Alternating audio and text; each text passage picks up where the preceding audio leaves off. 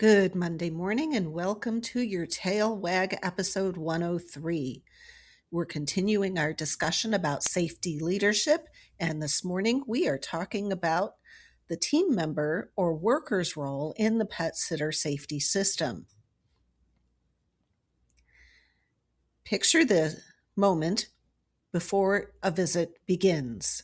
Your keys in hand, the car door shuts, and a pet sitter stands on a sidewalk looking at a perfectly ordinary house. From the outside, it is a living room, a kitchen, a hallway with a scratching post.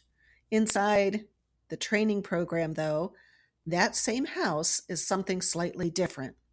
It is your workplace.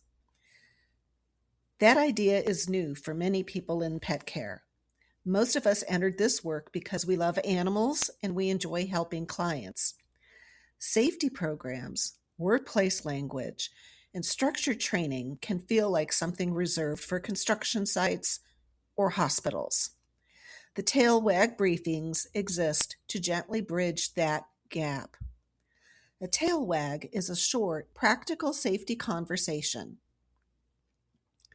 Think of it as the pet care version of the quick tailgate meeting used by many industries before the work begins. The goal is simple. Take one small concept, talk about it for a few minutes, and help everyone notice the safety pieces already hiding inside everyday pet sitting work. In session 1, we explored the idea that safety begins before you ever touch the door. Awareness starts in the driveway, on the sidewalk, or in the parking lot. In session 2, we added a second layer. Even when the space feels like someone's living room, when we are working inside it, it becomes a workplace. That shift in perspective changes how we think about risk, responsibility, and preparation. Today's tail wag as a third piece of the system. The workplace exists, the hazards exist, but the final part of the safety system is you, the team member, the person conducting the visit. You are not just a person completing the visit. You are the only observer, maybe the only decision maker, and the first line of safety in every home you enter. Your awareness, your habits, and your choices you make in small moments determine whether a visit stays routine or turns into an incident. Today we're going to talk about that role, not as pressure, but as professional power. Because once you understand that you are part of the safety system, you can begin to see the job differently. So we are in tailgate session number 3 of 4, part of the Module 1 safety culture. We're being joined by my production assistant. You are part of the deal, and we're talking about worker responsibilities, including something we don't talk about very often when we're talking about team visits, including the right to stop. Safety is not one person's job. Your employer has legal obligations, written procedures, PPE, training, reporting system. Those are all on them. But safety only works when workers hold up their side. No policy protects anyone if it's ignored in the field. So what are you responsible for? Well, let's cover some of the more obvious things. Follow written procedures. The manual exists for a reason. Procedures are not suggestions. They reflect real analysis of what can go wrong and how to prevent it. We do expect you to arrive prepared with your PPE if you need it, because you can't put on gloves after the bite. Equipment has to be with you before you need it.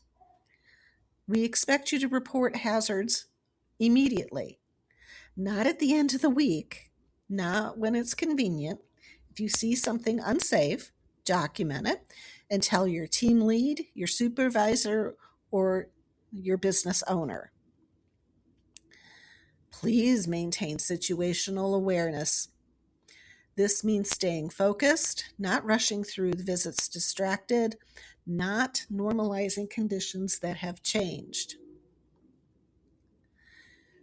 And we want you to document incidents fully and accurately.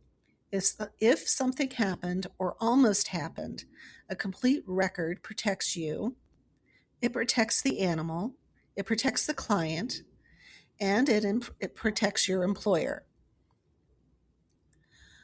One of the most unusual things that we do ask you to do, and we do authorize you to do, and that is that you have stop work authority. You have the right to stop if conditions at a visit feel unsafe. An animal behaving dangerously, a hazard you weren't prepared for, a situation that has changed since your last visit. You are authorized to pause and not proceed. What we want you to do instead is we want you to step back, document what you have observed, and contact your supervisor or team lead before entering. We want you to wait for guidance. Stop work authority is not a workaround or an excuse. It is a formal part of this safety system supported by your employer. Using it is the right call, and you will not face negative consequences for exercising it appropriately. What might that look like? Here's your scenario. You arrive at a visit.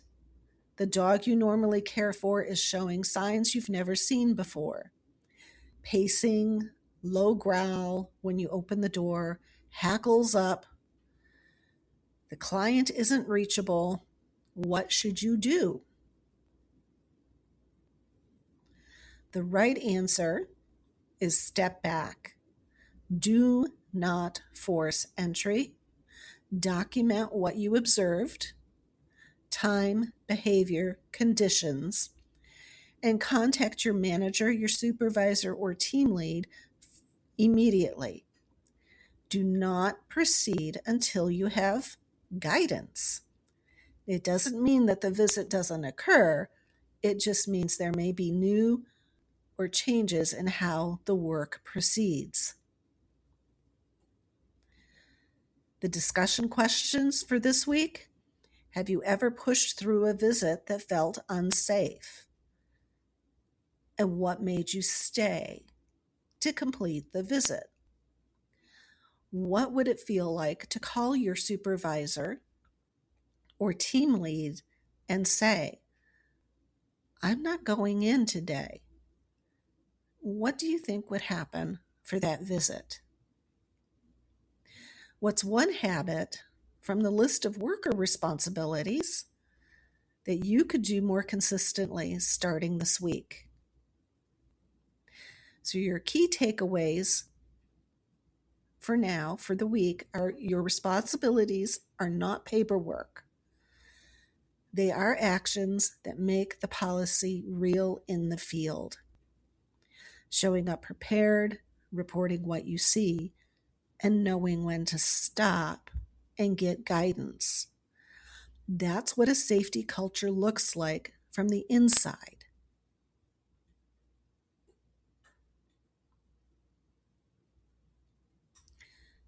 That's it for today. Be sure to drop this episode into your team Slack, your text messages, or Basecamp. And remember, you can always find these podcasts on Substack, Spotify, under Field Notes for Pet Pros, and on Apple. Thank you and have a great day and a safe week. We'll talk to you soon.